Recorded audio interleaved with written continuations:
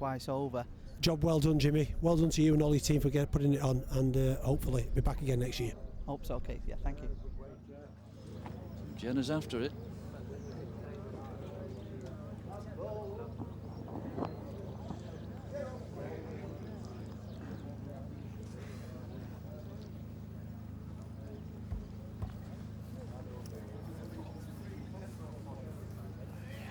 It's one for Jenna. And just when you thought Kathy might be turning the tide her way, she lets Jenna back in again. Jenna remained firmly in control, opening up a 17 points to 11 lead. Remember, it's first to 21. You really feel as though she needs to take advantage of having got the jack back off Jenna, don't you?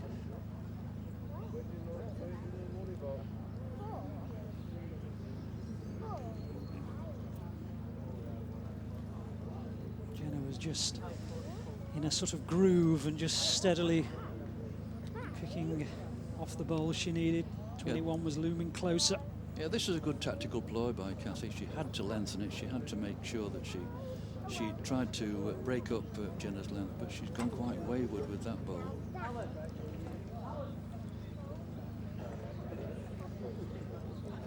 She'll be mightily disappointed, Kathy, I think. Jenna has a great opportunity here. I think she's going to take it.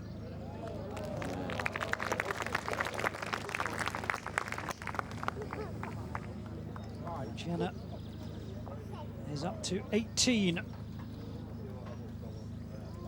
3 away from the title. Yeah, I think that second bowl of Kathy's there gave Jenna a lot of confidence. If that had been with her other one, it would have put an awful lot of pressure on her. So here she is now coming back to her previous tactic, playing round peg, bias towards the ditch, finger peg, only going about 27 yards. This is where she's been leading exceptionally well.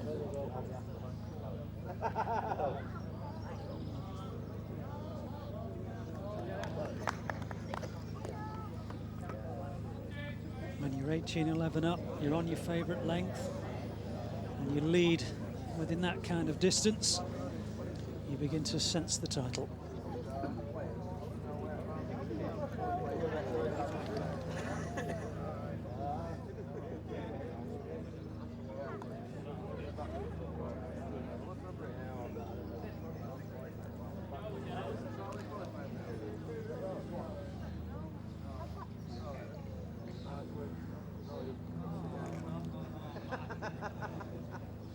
So holding one. Can Jenna hold two?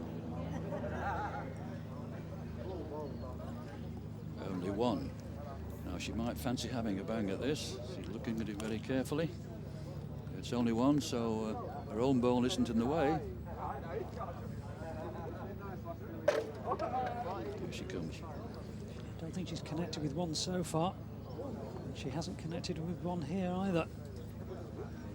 And it is 19-11.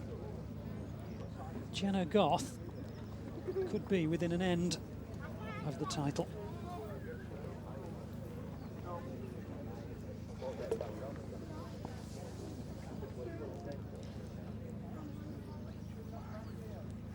No surprises where she went in this position. No, she's gone on a 26-yard mark, just a little bit shorter, round peg again, where she's been playing so well. And she delivers her bowls very smoothly. Both girls do, really, but what a nice smooth action, which is very, very important because you set the bowl out on a true path.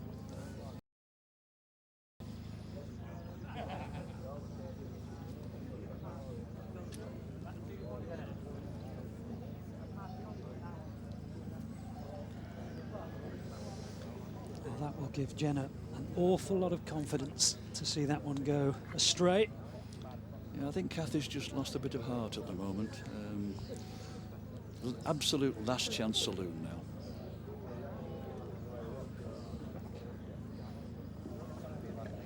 Well, there's a barrier, but they're not as tight as Jenna would like. So can Kathy prevent her from winning the title in this end. Short. It's short. She can't. It's over. And Jenna Goff is the 2008 Greens Park Homes Women's Champion at the Bridlington Masters here at Dukes Park Bowling Club. She has won by 21-11. And in all honesty, in the last few minutes in particular, it always looked like it was her title.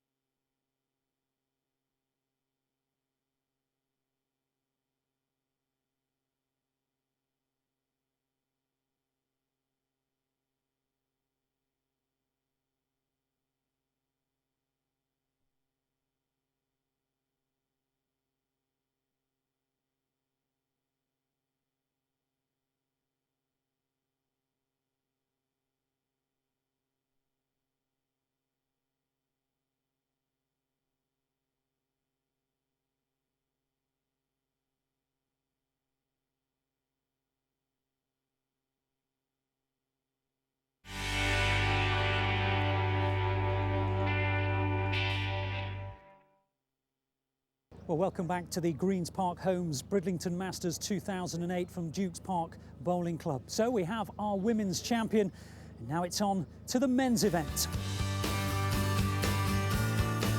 And we've had shocks throughout the tournament, with some of the biggest names in the game tumbling by the wayside.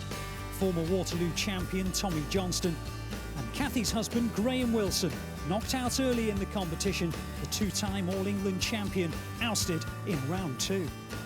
Well, we still had a fascinating last 8, however, with Chris Kelly, Lee Lawton, Bill Holdsworth and Michael Leach emerging to take their places in the semi-finals. Leach, one of the game's most colourful characters, has been wooing crowds since the 60s and beat off the challenge of local hero Bill Holdsworth to take up a place in the final. Former Spring Waterloo champion Lee Lawton was all but out, trailing 20-19 to Chris Kelly. But crucially, Kelly missed a chance to win it, and Lawton pounced to edge through by the merest of margins, 21-20. Joining me in the commentary box is 1997 Waterloo champion Andy Kens.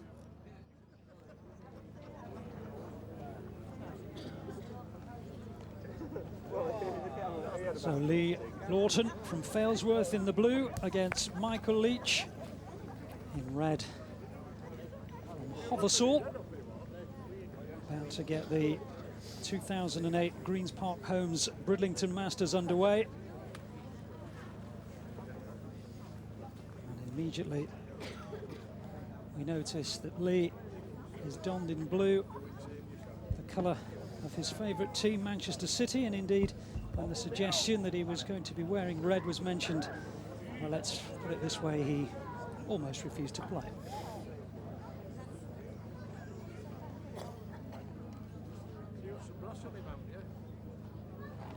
Lee Lawton, who is well known throughout the game as being the, I think it's fair to say, most prolific player in the game. He seems to be at every tournament, almost omnipresent, isn't he? That's correct. He certainly likes to put his time and effort into this game, and he gets what he deserves out of it. He's a very good player. I know Lee very well, and he has a great all-round game, and he'll love occasions like this. Andy Cairns, a brilliant bowler in his own right, but I suppose you're regretting being alongside me rather than out there on occasions like this. Just a little bit, just a little bit.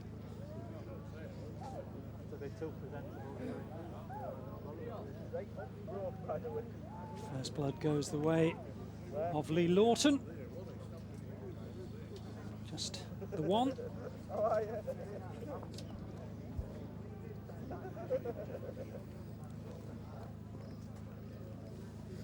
Mike Leach, who has been, I think it's fair to say, one of the game's most colourful characters. He's one of those players who crowds either love or hate. Perhaps you can explain why that is, Andy. Well, Michael's one of these players who's who likes to entertain, and he likes people to watch his games, and he doesn't really mind how he gets you watching, whether it's with his great bowling or with his antics on the green. You've already seen him run balls up and get close to the balls. There are people that don't like that. I personally love it, and I wish more bowlers would do it. But we do have to play to rules sometimes, don't we? And to get technical about rules, as Michael Leach puts in an absolute beauty, what is the official stance on getting too close to your ball? Well, the official rule is you're not allowed to try and alter your course of your ball by trying to accelerate it or decelerate it. So if you think that running behind it and stamping your foot behind it makes it go further, then you're not allowed to do it. But if the referee thinks it doesn't make a blind bit of difference, you can do it as much as you want. So far there's no indication from the referee that he has any problem, and indeed it is 2 for Michael Leach, who in these early stages shades it ahead by 2-1. This was the pick of the bowls from that end, and you can't ask for more than that.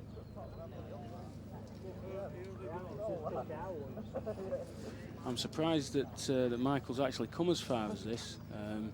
He does tend to play edges and up to the crown, and those seem to be his favourite marks. But I think he's just trying to see if Lee's up to playing this sort of distance on this sort of green. The corners are extremely difficult. The green itself is in beautiful condition, and as you can see there, the ball went off quite, some speed. Lee's played a reasonable ball here, just leaving it short, which is where you want it. It's going to be a good ball there on this mark. Even the game's finest players can sometimes not know the intricacies of a green they're playing on, and this is pretty unfamiliar to everyone who started the week, isn't it? That's true. I can't believe more than, say, 10 or so players in the competition will have ever played this green before, and that is an absolutely remarkable ball on this length and on this mark.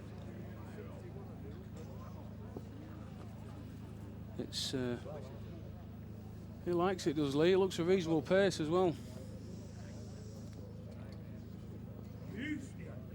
Coming, it's coming. He's got it. Yeah, great ball. Paul Wilson, teammate of Michael Leach at St Anne's, ex-serviceman and a former Spring Waterloo winner yourself. How have you found it over here, and how good a form has Michael been in coming into this tournament now he's in the final? Well, I found it tough over here, Keith. I haven't done too well. But, Michael's playing well, yeah, he's in good form. For a man of his age, anyway. For a man of his age, he'll thank you for saying that, won't he? But yeah. Has he been playing well back home? He's been playing well, yeah. He's been winning the kitty in the team. Has he? Yeah, he's been taking our money, yes. Must have had a few quid on him coming over here with him. Well, we backed him last night, yeah. We had a few bob. Yeah, just short of the mortgage.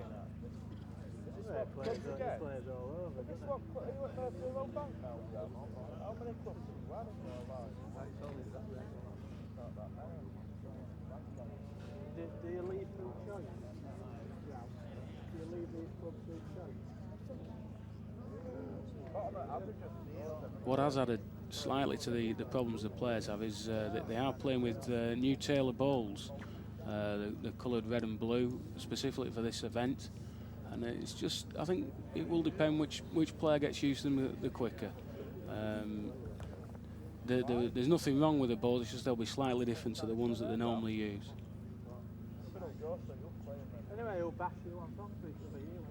Just agreeing on the number here. Michael Leach knows he's got 1. He has 2.